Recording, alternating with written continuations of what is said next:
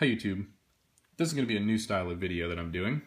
This is going to be a knife discussion instead of just knife reviews. I'm going to release one every weekend, and it's a lot easier to talk about knives rather than find a new knife to do a review on every week.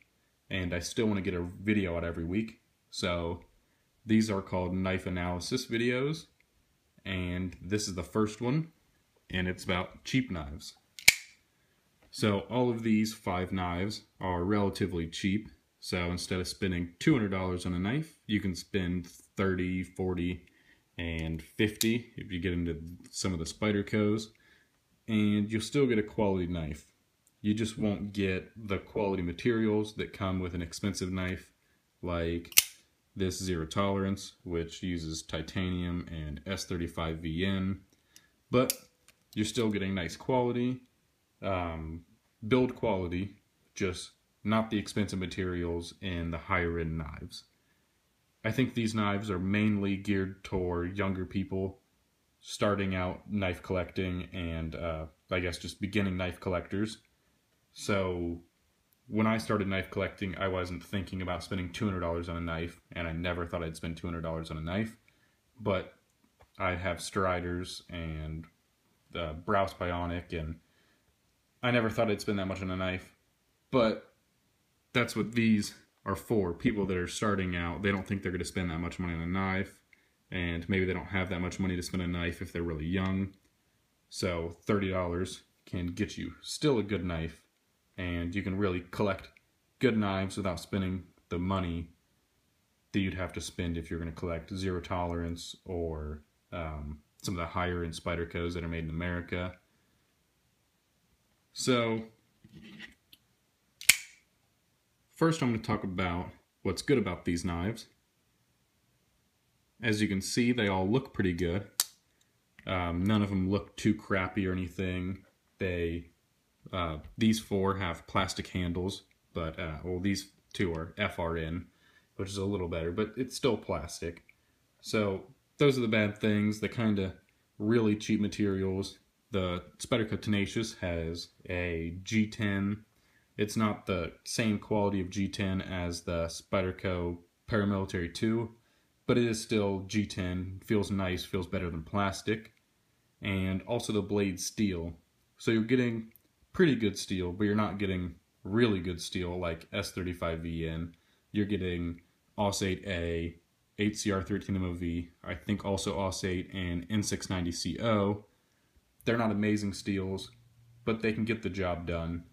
And that's pretty much it. The actions, you're not going to get a knife that's perfectly smooth or rockets out with an awesome detent or anything like you would expect from a more expensive knife. But they still get the job done, and these 2 are slip joints, so they don't really rocket out at all because you have to open them up manually, but then slowly usually. But they still feel really nice, and that's the upsides. The pros of all these knives are the build quality. They all look pretty good. They look like they could be expensive knives, and they feel really nice. I think they really get people into collecting. I've heard a lot of people say the Spyderco Tenacious was their first knife, and it was my second real modern styled knife, not like a Swiss Army knife or anything. This is my first one, but they all still got me into the real high-end knives, and I think that's the good thing about them.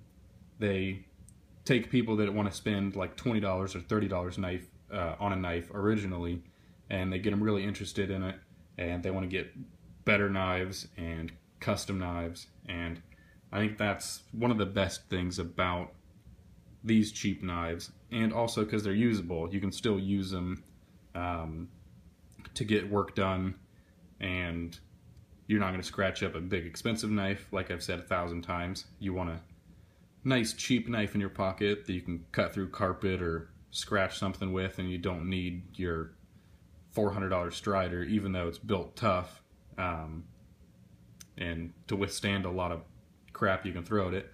You're not going to need to, because you can just use a cheap $30 knife instead of using a big expensive knife.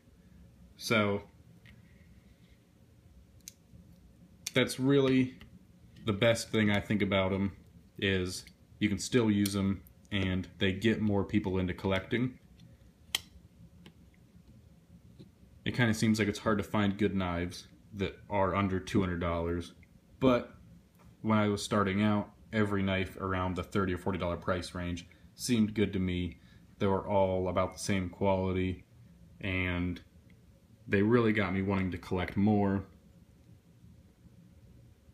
A couple close-up views of that plastic. FRN.